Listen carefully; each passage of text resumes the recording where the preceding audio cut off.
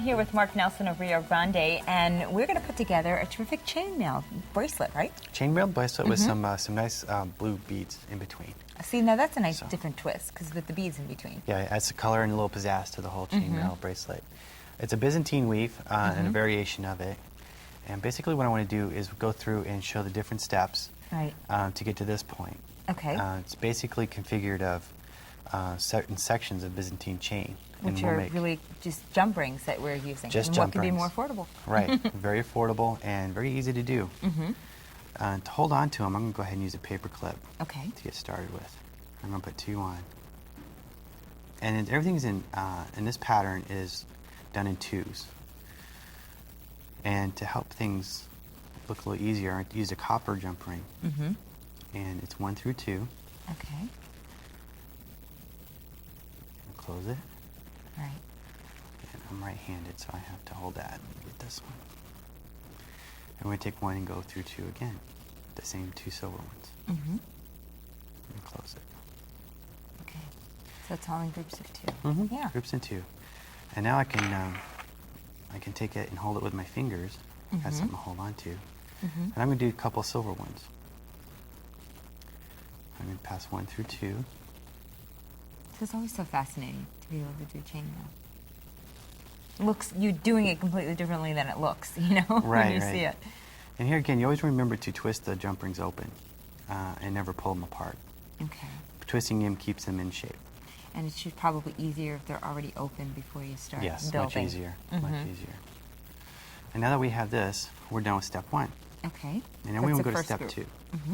And to do step 2, what we need to do is I hold on to this like that, and I'm going to take the silver rings and put one over like that.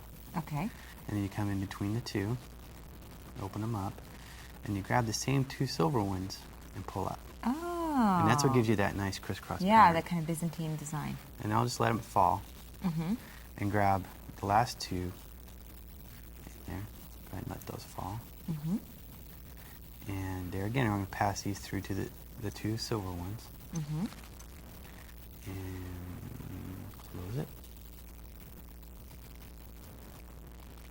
There we go. You could hear that click too. Click. And that click is good noise, a good sound, because it lets you know that they are fully closed and you won't be snagging any kind of stray threads through them. So now all we need to do is just shake it out and make sure that we can get all our pieces here. Okay. And what we'll have is the first half of our section. We have our first 6 pieces, and then the 2 right here are the bridge to the next 6. And what we'll do is we'll add those on in reverse and complete the section just doing the same things we did, just in reverse. Okay. Okay? Great. So the 2 in the middle are kind of the connectors. They're the bridge, the connector between the 2 halves. Perfect. And if you put them all together, what you look like is a section that looks a little bit like this, and sometimes you have to play with it. There we go. And you'll get those nice crisscross patterns. And you can see the bridge in the middle between the 2 sections. Absolutely. And that's the exact same thing, you know, completed, just in the smaller version, which is what you do for the bracelet. Exactly. These are 5mm jump rings. So all we need to do now is connect it to one of these blue sections with the bead. The crystal. Let's see what we can do with my fingers here. It's already opened. Okay. And we're just going to slide it through the last 2 in that section. And then we have it like that. Sometimes if you keep a little tension on it, it helps keep the whole thing together. Okay. So we're just going to go ahead. Okay, ready here, and then just close it up. I just think adding that crystal in the center just gives it a whole new dimension. It does, adds a lot of color to it, and you can do any kind of colors that you might like. So. Okay, now how do you prepare the blue crystals to go on there? Blue crystals. What you're going to do is take a piece of wire about 1.25 inches long, and simply you want a big loop because you're going to pass 2 jump rings through it. So go all the way around, nice big loop, and kind of give it make it centered. Okay. And then simply find your hole and put the bead on, and do the same to the other side. Let's make another loop. Make another loop. And we'll close it up here. I'm not closing them all the way because I'm leaving them open just a little bit so I can hook it on. Okay. And what you want to make sure though is that they are flat. They are flat. And of course, we showed you how to hook it on. Mm-hmm. Yeah, that's perfect.